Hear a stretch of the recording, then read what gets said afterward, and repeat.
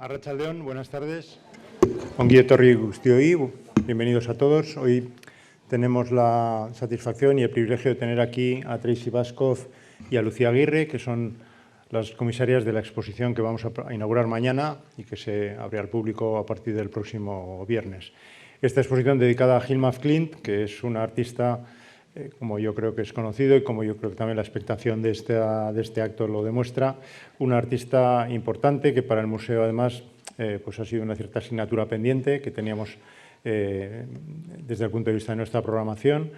Un artista que entra desde el punto de vista del contexto de la programación dentro de esas exposiciones que el museo dedica a presentar monográficamente la obra de grandes artistas del siglo XX y del siglo XXI y específicamente en este caso también a recuperar la obra de artistas mujeres que han sido invisibilizadas a lo largo de este tiempo y que sigue pues, la trayectoria de otras que hemos tenido hace no mucho, como Alice Neel, Oli Krasner o muy recientemente Martha Jungwirth. En este caso, esta exposición dedicada a Hilma Klint tiene un punto de conexión en el tiempo hace unos 6 años, en el 2018, en el Museo Guggenheim de Nueva York se presentó una exposición también dedicada a presentar la carrera de esta artista. Su comisaria fue Tracey Bashkoff, que hoy también está aquí con nosotros. Es una exposición que contribuyó en gran manera a poner en valor la obra de esta artista y de fijar su lugar como una auténtica pionera de la abstracción moderna, cosa que a lo largo de la historia del arte del siglo XX pues no había sido considerado, ¿no? Por eso, para nosotros es importante poder presentar la exposición aquí, hoy en los espacios del museo, y hoy tenemos la suerte de tener aquí tanto a Tracey como a Lucía, que han colaborado en esta presentación y nos van a hablar tanto de la carrera de ese artista como específicamente de la exposición que se podrá ver a partir de mañana y al público a partir del viernes. Es que ricas. Gracias. Gracias. Good. Well, first I'm going to... Bueno, yo puedo hablar en castellano, pero para que la conversación sea más fluida la vamos a hacer en inglés.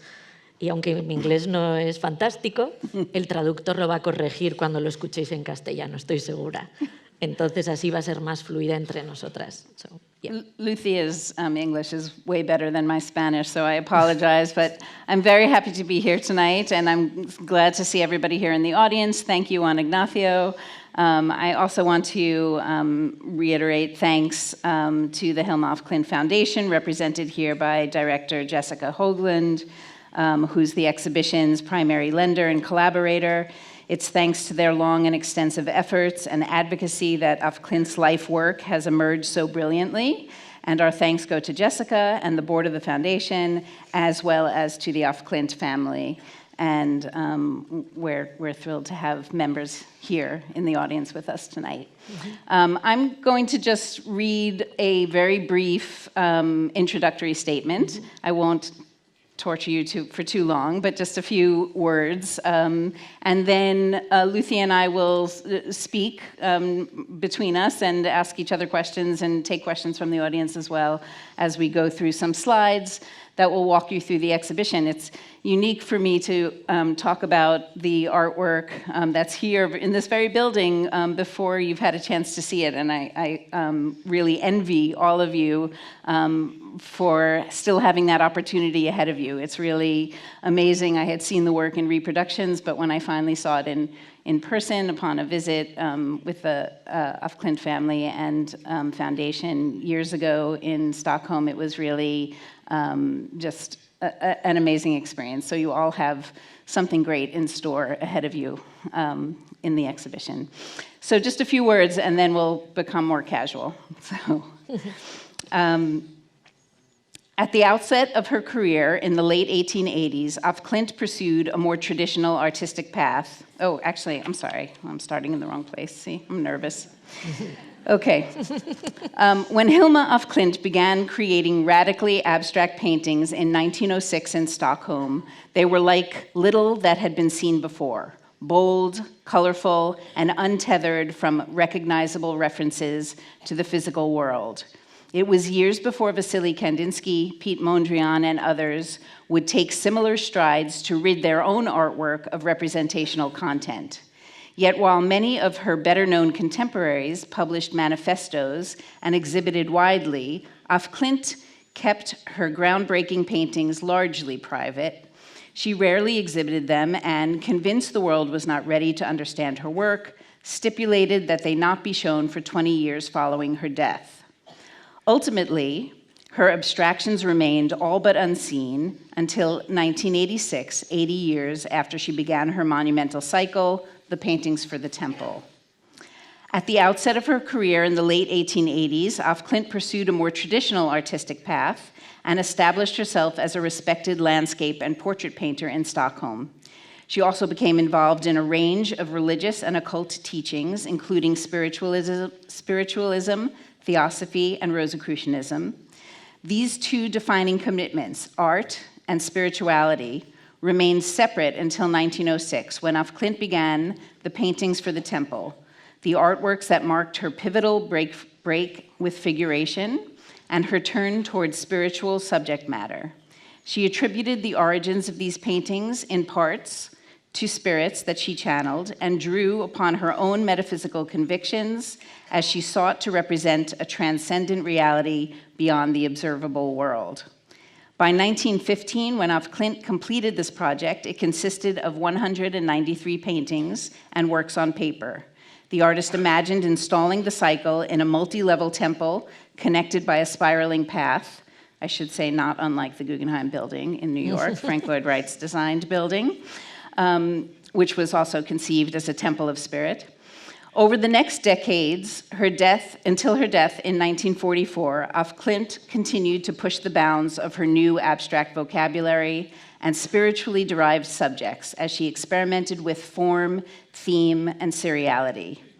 Af Klint's decision to reserve her work for a future audience makes its contemporary reception a fulfillment of the artist's wishes and a rare opportunity to rethink art history.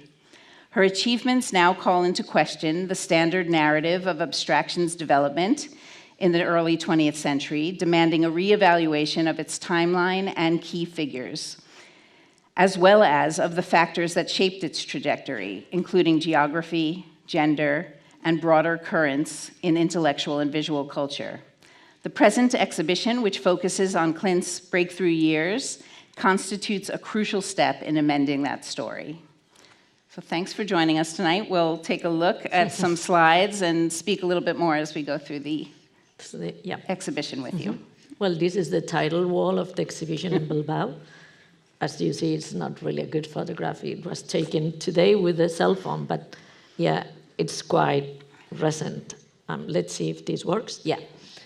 We will start speaking, well, who was Hilma af Klint? For us, it's really important. When we have been speaking, well, one thing that we have talked a lot, it's this show, it's different for us, for both of us, because Hilma af Klint is quite air fresh for us as art historians, because there are so much things going on and there are so much things still that we need to know about her. And we have been discussing a lot about things that perhaps with other artists much more known, we will never do.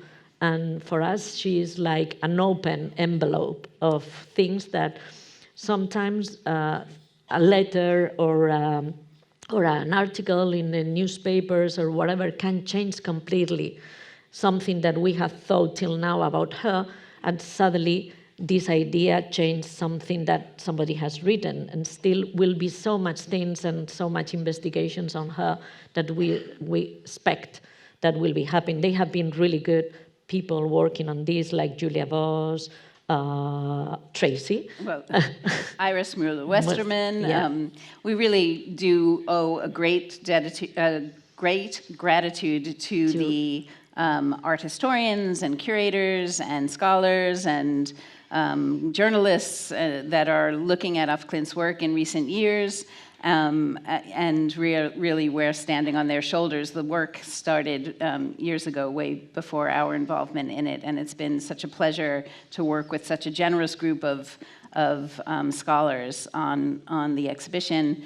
You know, as Lucía was saying, because of this kind of recent introduction into the art world and into our study, it has really made working on the material so exciting and vital, and it's been lovely to have this opportunity to have worked on it just a few years back in 2018 in New York, but then to revisit it with fresh eyes, with Lucía by my side, and look at things in new and different ways, and benefit from all the research that has been happening. And so we've learned things that we, as soon as we finished the catalog for the New York show, it was out of date.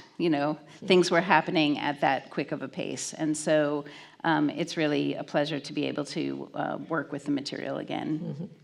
And another thing that it was important for us and that we have been talking a lot is like, and it's part of also our catalog, that is like to show Hilma as a woman of her time. Hilma was a woman that was aware of what is happening in surroundings, about art, about society. She was involved in movements, in trying to show women's art too, but and also her relation with the Theosophy, Anthroposophy, and the sciences, and all that things related with the Spiritism. It was something that it was normal in that period. And it's something that at the beginning of the 20th century, because of all the new discoveries that were made at that period, lots of people were doing and working on that. And here we know lots of, here in the Basque Country, there were people too that were related to Theosophy and Anthroposophy and around the world. So it was so normal. And here work through the sciences, it was something that was not strange in that period. And we wanted like also the idea of Hilma, of being, because she was considering to show her work, her more important work 20 years later after she dies. The thing is like, that doesn't mean that she is like completely out of what is happening around her. That means like she wanted an audience, because she has been offered to show her work several times, and she says no, because she wanted a determined audience to see her work. And I think it was quite smart for her. She has done a great job to putting all her work together through her notebooks, to write about everything, to leave everything so prepared. She has self-edited herself. She has done a huge work, and it's a great present what she made to us nowadays. Is like fresher, but everything like so organized, and her family too, because they have kept everything and they have give it to us in the way like everything now it's in the foundation, and we have the opportunity to show it and to show it here, not in Bilbao and in New York and in other places around the world. And that stands to that they are keeping everything together and show it in that way, not? Yeah. Mm-hmm. So this is Hilma of Klint, and perhaps we can talk a little bit where she comes from, Tracey. Well, she's born in Stockholm, and to a family that has naval officers in the family. So we believe that she was in a household where science and cartography and mathematics were part of the family life, as well as her interest in art that was developed. We know that she would have studied botany in school, and we can see some of her perhaps botanical drawings.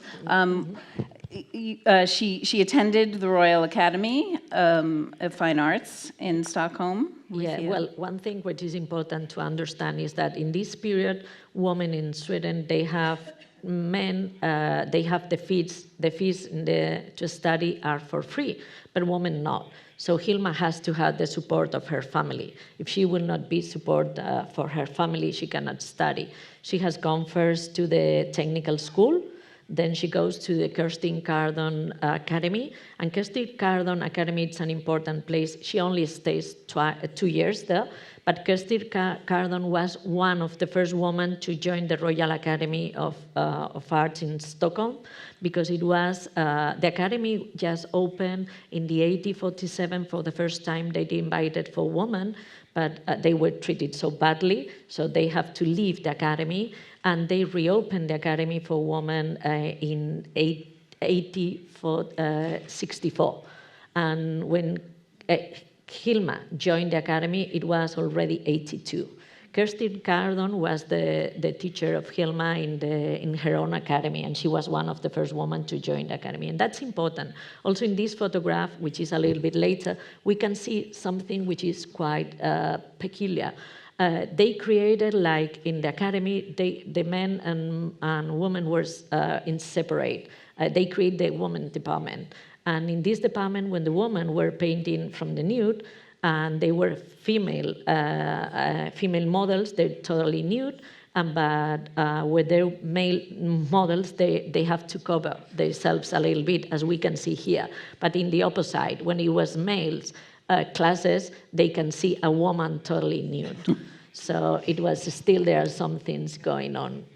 It's also notable that you see only women students in the picture, Yes. so that they studied separately. Certainly in life drawing from the men in the academy. Well, this is, in the show we started with some early drawings, and also at the same time with more traditional, well, not traditional, like more like academic art that she was doing, and she has been doing her entire life, because she has like two separate type of works, not? So she did show the work, she did show more traditional subject matter work, landscapes, portraits, during her lifetime, and up until about 1914, you could have, she was taking opportunities to exhibit this traditional work. And also through her life, she has been working, she has done for books, she has done illustration, and also she has done illustration for veterinarians, for books of science. So she has been working on that. But this is the place we have, when we say that there is a lot of discussions still about her, this is the place that she has, when she left the academy, because she was left the academy with honors, they provide her a studio with another artist. And she was working here. And she was in the middle of Stockholm cultural life. It was a place that she can see the shows and... Yeah, it was an area of Stockholm where the art world was centered, and so there were art salons, Blanche's art salon, and cafe as well. Yeah. In that general vicinity, right there in the buildings, in the vicinity of where she was staying. We are laughing about this because in our research, in some places they say that it's in the same building of her, the Blanche Salon was in there. But we have been doing research on photographs, and we realized that it's not. You can see this is her building, and that in the corner is a piece of her building, and then is the Blanche Salon that goes into that. So it has been like things that. Moved around a little bit. So. We are a little bit with that tiny things, and we try to. Well, but also one thing, like in this show, which it's really important, is they have been saying lots of things about Hilma that nowadays are currently outdated, which is like that she never traveled abroad, and that's not true. She has been traveling through Italy, and here we have some book notes that she get from different places. Yes, and she takes notes and artworks that she was seeing as she was traveling.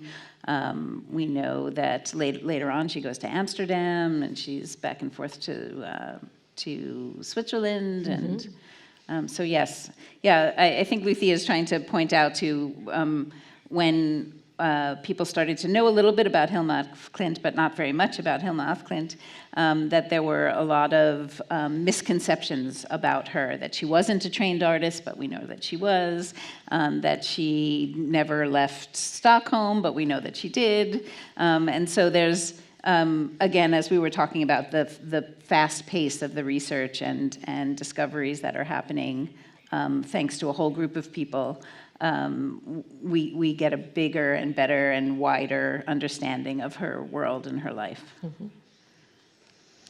Well, and one thing which is important to her is the Theosophy, and this is Berta Valerius, which was a photographer. She became the royal photographer in Sweden. She studied in France, and she became quite known on the period. And she was the person that, well, Hilma of Klint has been doing seances before, but she was introduced through Berta Valerius to a society that calls Edelweiss, and it was important, this society, because in this she met another well, not three women, because she already know Anna Castle, that have made this group of the five, that it was so important in his career. We have included that photograph of Berta Valerius, this pastel on paper, but because later we will see a photograph of the altar that Hilma and the other four women uses for the seances or the place that they, and it will be this one, it's including there. So it's this relation with Berta Valerius, which is quite important. And perhaps we can talk a little bit about the Theosophism and the seances and the importance that has for Hilma.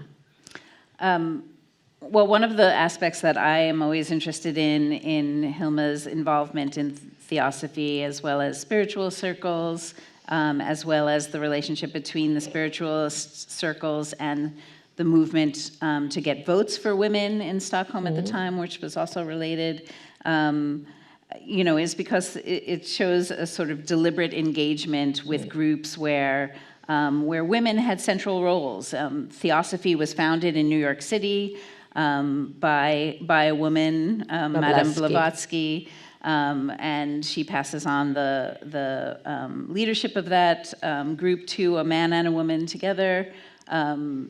Spiritualist circles were frequently, had men and women in them, but were avenues where women were able to speak in public on the subject and have more of a voice than they might have had in some other areas of their lives. In fact, the Edelweiss group that she joined in, she joined it later. It was led first by Huldine Blemisch, and after when she joined, it was not already Huldine Blemisch, but her daughter, which is Huldine Flock. And she joined this group. That it was a group at the period you can read about these things in newspapers. And the other founder member of the Edelweiss Society, he wrote a lot in the newspapers, and you can read what he told. But they don't speak. They speak about like an idea of a temple that of tolerance. That's what they are expecting in their place. Like the people can join them and have this tolerance about different religions. Also, we have to thought that in Sweden, the main religion was until 1860 was the Lutherans, and it was not allowed to practice another religion. But after that, you can practice another cult, but you need to practice a cult. You cannot have no cult at all. So that's, and also the society in this period is quite, the Swedish society is quite illustrated in general, comparing with other places. And also I think it's related because of the religion that they have to read and write and things like that. So it's important to focus that, to know in which society she was living. And also, as Tracey told, the women's movement, rights movements were so important. Her sister was involved in these movements. And recently we have realized that there was a petition of, we will show it to you. This is the place, she met these other 5 women. We have not found still photographs of Cornelia Thederberg and Sigrid Hedman, but the first one is, it's Matilda Nilsson. Matilda Nilsson was the oldest one of the 5. The 5 were a group of women that she met mainly on the Edelweiss Society, and they create like a smallest group, and they do continuously seances together. And it was like the origin of everything that after it's going to happen to Hilma. And Matilda Nilsson, she has a magazine in the period about Spiritism and about Theosophism that was quite known in the circles there. And we will see some photographs. And this is the altar that I have told you previously, and you can see the photograph of Berta Valerius, of the image that they were in the altar. And this is the place that they used to make the seances. Then we see Hilma af Klint and Anna Castle. The group of the 5th, and this is what I was telling before, that this is This is the signature of Hilma that she signed. They were a petition of 142,000 Swedish women asking for the vote in Sweden, and it happens finally. They get the right to vote in 1919, but finally they vote in 1921. But here is Hilma's. This is 1906. 1906, and also the other members of the group sign. The only one that I have not found is Anna Castle, but I have been reading 100, and so one day I will read it again. I'm sure I will find her. I found some of her sisters. But the thing is, like, it's important also, we see also Hilma's sister, Hilma's auntie, and her cousin, and Aurora Heladay. Also, here we can see the other girls that were, at this time, they were sharing studio with her. So they were quite involved, as Tracey told. It's part of everything. No? The woman, in the Theosophies, the woman has an important role, and also it's related with the suffragist movements of the period. Yeah. Good. This is Effarat. This is the magazine that was published by Matilda Nilsson. It was published from until 1922. And she does it at her home, everything. And well, now we start with after the introduction to the early pieces, now we are getting depth on the show. And this is... So what you're seeing here on the screen, and you'll see in the exhibition, are some of the, we call them here spiritualist drawings. We believe that they were likely to have been automatic drawings, which was a practice of freeing up your hand and your mind when you were in channeling a spirit from a higher plane, perhaps, and making markings on paper. And sometimes they look like markings, and sometimes they look like writing, and sometimes you see images that appear out of these automatic drawings. And other members of the group were also making automatic drawings, and I think it's, if I'm remembering correctly, 1903, one of the spirits kind of calls on Hilma to pick up the pencil and take a bigger role in making these drawings, and she does. And so there are lovely examples in the exhibition. I should mention that her notebooks, there are a number of notebooks in the exhibition, and more than 125, I think, notebooks, if I have my numbers correct, in the Foundation's holdings, some of which document, many of which document her spiritualist activities. And so records of these meetings and seances and get-togethers are recorded with drawings and writing. Mm-hmm. So.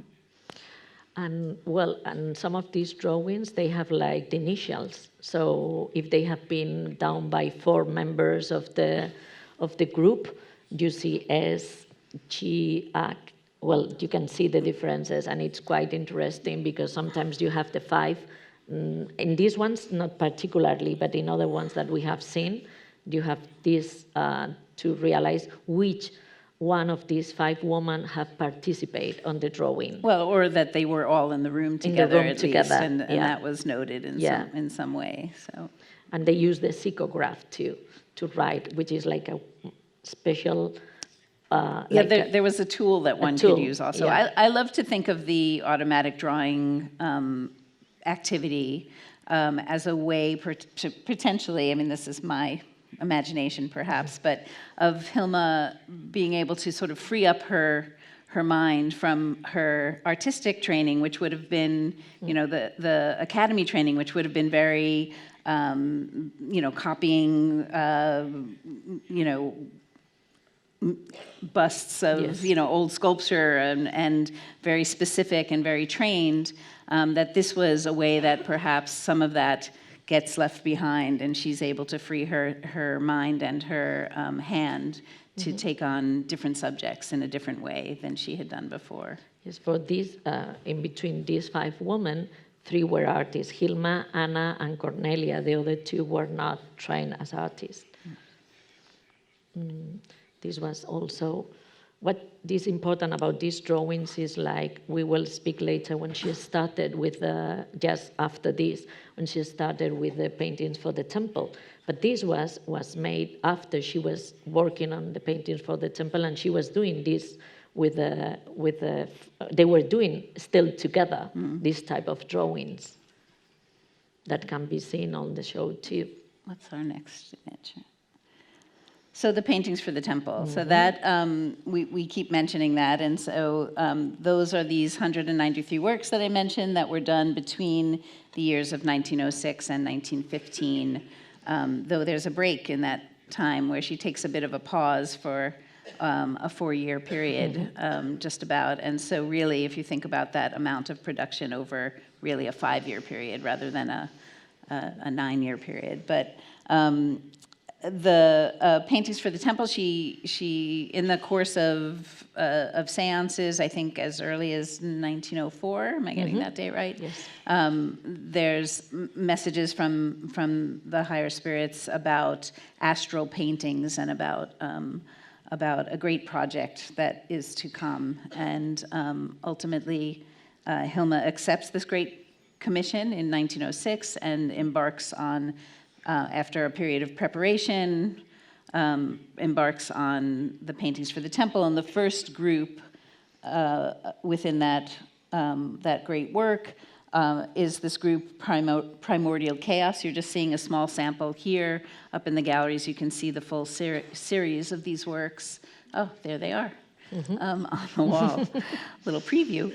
And if you go back to the other one, though, where we can see them up close, they really incorporate imagery that might have been similar or pulled from or inspired by scientific discoveries of the day and the way those scientific discoveries were being illustrated and visualized in journals, popular newspapers of the time. And so things that had been previously invisible to people, like X-rays, for example, or atoms, were then being visualized and made real in some way. And that really aligns with also the aims of spiritualist movements as well, the idea that just because you can't see the world or these other planes of existence doesn't mean that they're not there. And so there's just in general at this time a real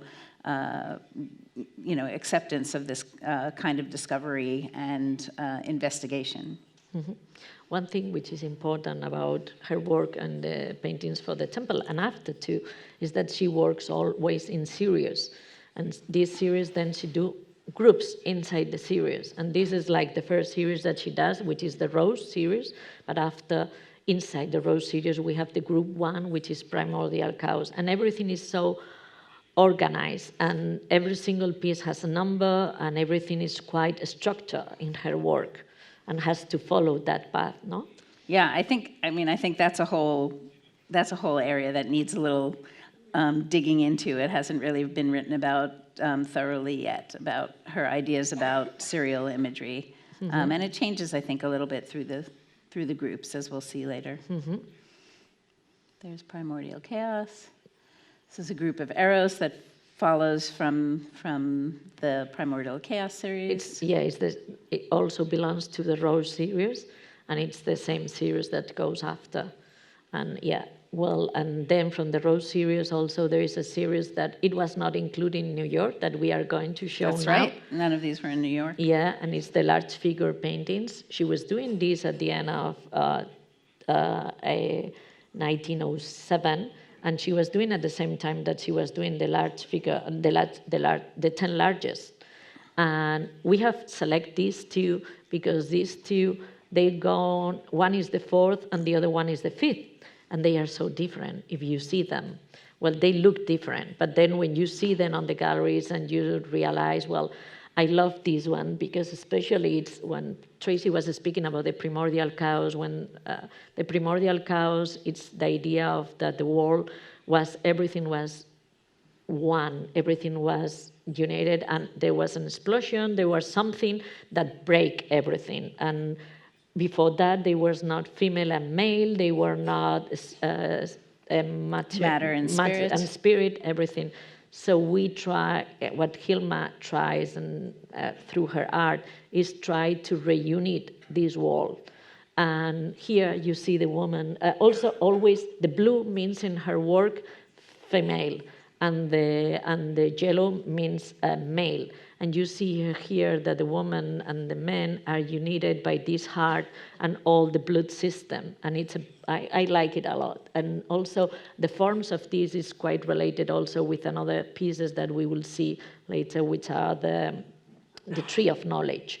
The forms of the two worlds that in the pieces are in the middle. But these pieces are much more symbolist than other pieces that we will see and that are more abstract. But she was doing this at the same time of the 10 largest. So it's quite interesting that she's swift so quickly and everything is happening so quickly in her work. And she was like amazing because it's like from 1 month to the other, she was doing something different. This, it's the altar that it belongs to the large figure paintings, and it's related to the altar that we have seen previously. And it's with a cross with a rose, which is the symbol of the Rosicrucians, that also is related with Theosophies and with her beliefs and her thoughts. And this is for you, Tracey. Or the 10 largest. I get this one? The 10 largest are... you have to just stand in front of them. I don't know what to say. But they are a series of work that are at a grand scale. And when one thinks about what other painting of that scale Hilma af Klint would have encountered at the time, probably were religious paintings in churches and large anything that kind of scale, and so that makes perfect sense. The unification of religion and art goes way back, and so it makes perfect sense that her spiritual project would include something of this scale, perhaps. There are 10 of them. They start with, they represent the cycles of life, and they start with birth and progress through youth and childhood and into adulthood and old age as they go through the canvases. And of them, there they are in New York. That's in the High Gallery at the Guggenheim in New York. It's funny, I'll tell the story that when we were planning this exhibition, and Johan knows this well, the paintings fit very tightly in this space, but beautifully, and they surrounded you in the exhibition space. And I had a model of the museum. That's one of the ways the curators work, and we had little maquettes of the paintings, and I would walk by it every day on my way to my desk, and I would put 8 of the paintings in, and I'd take 2 of them out because they fit better in the room. And then the next day I'd walk by and I'd put the 2 back in, and we'd have all 10 of them again together. And this went back and forth. And then I think it was Julia Voss pointed out to me, this historian whose work wrote a wonderful biography of Hilma af Klint, that Hilma had written that she imagined the works to be sort of a great wall covering.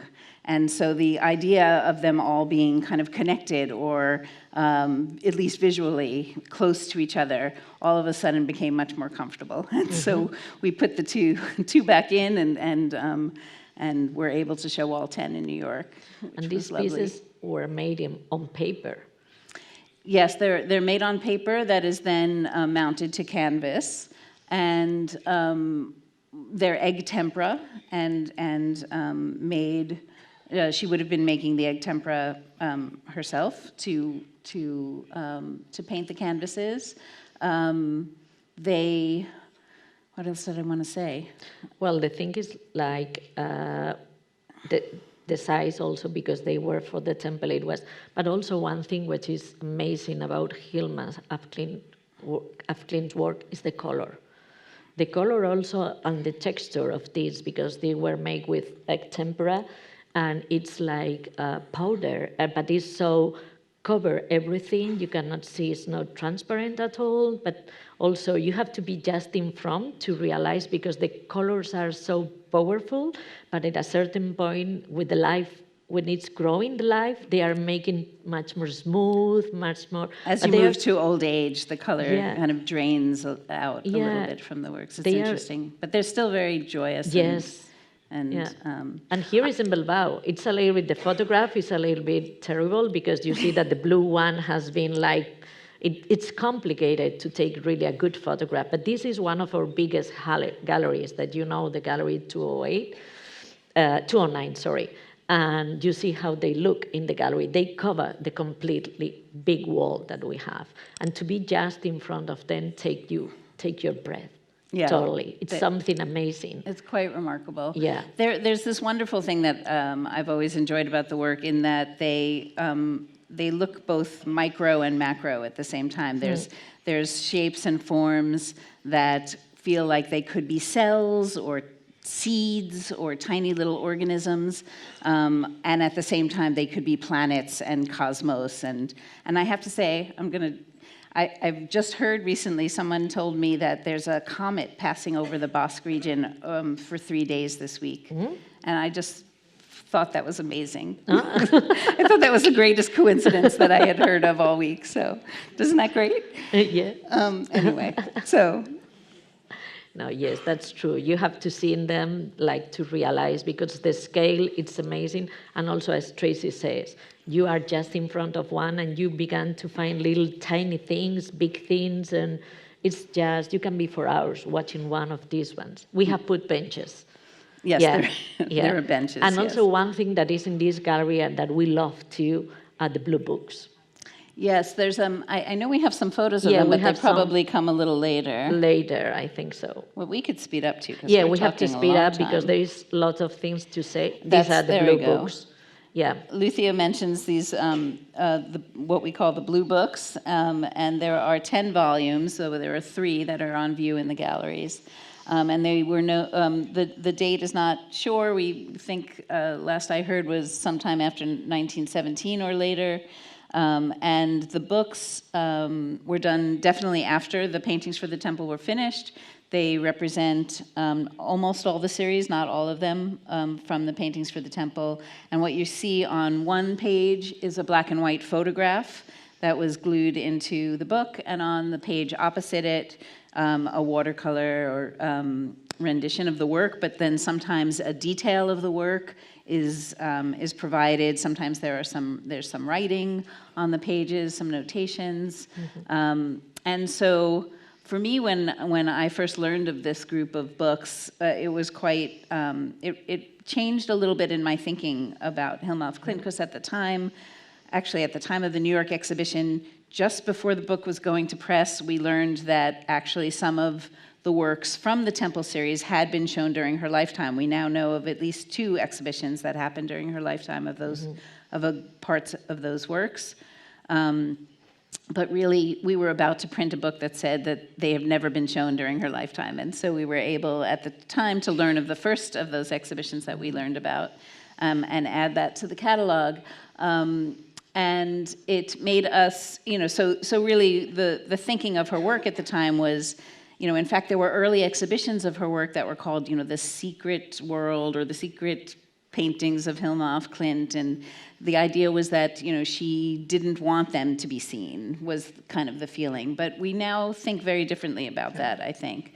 And for me, the Blue Books was a big part of that. The idea that she could share these books with people, and she did indeed, as far as we know from Julia Voss's work, she took them with her to Amsterdam, we know, and other places, and shared them with people, and looked for opportunities to perhaps exhibit the work, but also ways in which to share the work with other like-minded people. And I think that's the key, is that she was looking for audiences that would understand and embrace the work. 1914, 1917 in the art world, was not so open to abstraction and not necessarily so open to women's work as well. And so it's interesting that she was keeping them within the realm of anthroposophy and theosophy and showing him in those kind of contexts where she could reach audiences that understood what she was doing. Because the two shows that she showed, the works, they were related to... They were conferences that were related on Theosophy, the subject of yeah. theosophy or anthroposophy and yeah. spiritualism, yeah. So I'm trying to go back. Or I'm you can going pick up. anything. No, I'm going to, because there is a lot. The show is so big. And well, we stuck here. We love these paintings too. They are the seven, well, that's... We do. Yeah, these are quite tiny. And they are from just after she does the temple painting, the big 10 largest, and she does this series, which is the 7-pointed stars. And we have from the series of the 7-pointed star, we have two groups. One is this one, and the other one is evolution. This one is made on paper, and it's quite subtle. But it's incredible. It has a strong, really, you have to go to see in the space, and it's quite amazing. You see here, we have used these two images for the catalog cover and the back cover. And they are incredible. But then in the same gallery, you will see these paintings, which is the Evolution series. That is, it's related also with Steiner, in this particular case, with the idea of evolution that Steiner has, not really with the idea of the evolution of Darwin. Of Darwin. Yeah, I mean, the Darwinism was still being debated at the time and was part of public discourse, but for Theosophy, evolution was about spiritual evolution and not necessarily biological evolution in the Darwinian sense. And then we have the Tree of Knowledge. Which is a group of, so then she does take a break from Yes. 1908 to 1912. 12. And in that time period, lots happens. It's a moment where the group of the five sort of stops meeting, and a different group starts to evolve. I think it's a moment where her mother goes blind, where there's a change of household, change of studio. There's lots going on in her life in this time period, and so she takes a break from painting. At this time, she also has encounters with Rudolf Steiner, which happen. She sees his lectures in 1908. He visits her studio, we now think, in 1910. Yes. And so there's this break in her work for a time period, and when she returns, this is one of the series that she returns with. Which is a beautiful, and she made 2 copies of it, but it's a really... The problem of seeing the images like in this presentation is like, this is not the real scale. We can see the 10 largest, which are huge, in the same scale of these ones, which are really tiny. But they are in a small gallery in the museum, and they look amazing because they look so modernist, but at the same time it's the idea of 2 worlds that are switched together. And these forms are related to the first image that I have shown about the large figure paintings. And this idea also, both worlds are connected to different systems in all of the artworks that belong to this series. And the colors are amazing. If you want from one to the other, she changed completely. When she changed one color, she changed the rest of the colors. And it's, yes, incredible. They are so beautiful. And then we jump into the Swan. The Swan series, which is also shown in a very complete way, not every painting, but a lot of the series here, really takes you from this first image of the swans, where it's a naturalistic rendition of the two. You see sort of opposites, right? Black and white. One swan has yellow feet, one swan has blue feet, and then there's kind of swirling around and conflict, and ultimately things get more abstracted as one moves through the series. It's a group that looks to me, very filmic when you move from one to the other. It feels like perhaps there was something about early cinema that maybe she knew about. We know that there was a cinema in the area that she had a studio in, was one of the early film places in Stockholm, and so there's no proof on that yet. That's just my musings here on the stage. The Dove, The Dove. is a series that then follows the Swan and leads into the very end of the temple paintings, which we can look at the altarpiece, just conscious of time. Yeah, because we don't have too much time. This belongs to the Dove too, and this is quite interesting because she represents herself as Saint George that is fighting with the dragon, and it's amazing also how she changed the colors and these are the altar pieces, which are supposed like to be the altar pieces for the temple. So there's a thought that, right, these are called the paintings for the temple, that one day they would be in some kind of building and one could go through them. We know that in 1931, I believe, in a notebook, Hilma does make these sketches for what that temple might look like. Here they are. Yeah, that's good. 1930-31 on the notebooks. And the altarpieces would have been sort of the penultimate, at the top in a chamber of this space. And they are also of a larger scale, not quite as large as the 10 largest, but bigger than most of the other paintings. There's gold leaf in the works. They're very magnificent. And silver leaf too. And silver leaf I don't know if these have silver. No, I think it's the in end of the in dove, there's some yeah. silver leaf. But, and you can see there's sort of, in one of the canvases, there's a path leading upward, and the other a path leading downward, and then this, the last painting, which is the one in the center here, this golden orb, where one in the center of it sees a six-pointed star made up of a blue triangle, I believe, facing upward, and a yellow one facing downward. But it was really this kind of, again, these dichotomies that we've talked about earlier in the work are now sort of coming together in this last altarpiece. Well, and we are going to the last gallery of the show, which is Hilma after the paintings for the temple. She continues working, but she works in another way. But also, this gallery is amazing. They are like tiny pieces, but they are hundreds of them that she produced. And in this case, she works in a different manner, not? Yes, and she is working, not channeling spirits the same way that she was previous to this in the temple series.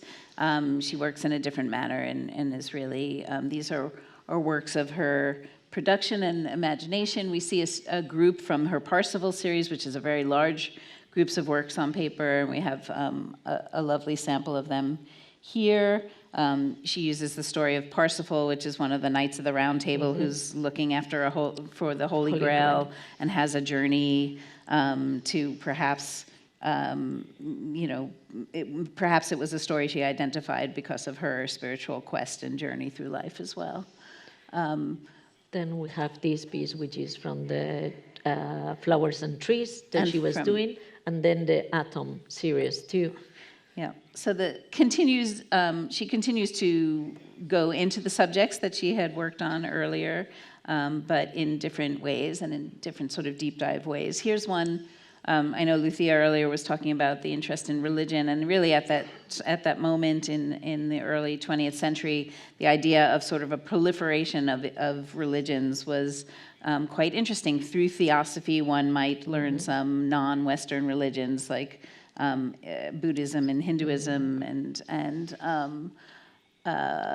then Rosicrucianism also had sort of an emphasis on Christianity and medieval versions of it, and in this series she's looking at world religions. They're named after different religions as you go through them.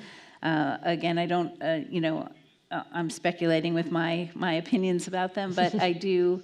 For me, the fact that she uses this limited vocabulary of a circle and limited color palette for the works feels to me like it's about what's the same in the religions rather than what's different. We don't know exactly what she's saying with these works, but it feels to me that the way that she has handled these different religions and making images of them is more about their similarities, I think which because I enjoy. Also in Theosophy is that not they are picking from like the start of the 7 several points. It's at the end has several meanings in different religions. The primordial chaos. It depends of the religions, but all of them has something in common. And I agree with you. When I have seen these pieces, I thought the same.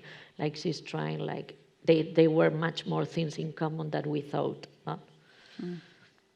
And well, there's like there is another series like geometric series that also what is quite interesting about this show is like when we visited with people, or well, not people, with our handlers, people around us, every single piece they say, they look like, I don't know, Paul Klee. They look like, I don't know, and it has been with every single piece, but Hilma was working at her own, like totally alone, and in a different time, and she was producing works like completely separate from the others, and that's quite amazing.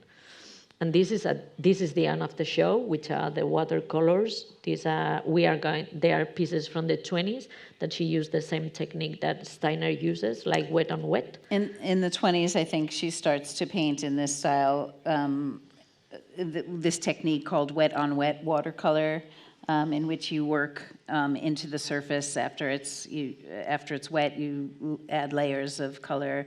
But in her own way, and quite different from Steiner, in the fact, and you don't see it here, but she uses the color black, which was kind of not something that Steiner did. And this is the message that she left in her notebooks. As we have told at the very beginning, she has left everything so organized, so prepared, and she puts here like only the pieces with the X have to be kept for 20 years, no? That she's marked the works that are to be held for a future audience. Yeah. So, and this is, well, when we talk about she's not, now it's on the 21st century that we are really giving her place, but in fact, she began to be known in the 86 in Los Angeles in a group show, and after she has a show in 89 at MoMA, PS1, but they were not really had huge impact on the media. It wasn't MoMA at the time. It was just PS1. PS1, yeah, it was not MoMA, yeah. And this is but when it begins to be much more known, it was in this big show that was organized by Moderna Museum that traveled to several places, including Malaga, that was at the Picasso Museum in Malaga. And it was a great show with a wonderful catalog. They have done a great research. So, and that's important. I don't know if it's because of Hilma, but the people that research on Hilma, they help each other a lot. It's true. It's like, I don't know, it's like something like make us, if you find something, you tell the others what you have found about her. And I think it's sometimes the art historians, try to keep the information for them, but not in the case of Hilma. We are sharing everything because I think we are wanted, like everybody knows about her. Yeah. And so this is the showing that Tracey does in New York, which, as Juan Ignacio told, it was the most visited show in the history of the Guggenheim, New York. They show, I don't know how many catalogs, and it was amazing. There's people So, in it. so this is everything. I don't know if now you want to make some questions, If not too many, because it's 7, we have to speak a lot. I'm sorry. So, but if you want to make some questions, we are open to that. And then we hope you come back and enjoy the show. work in the galleries and see the show.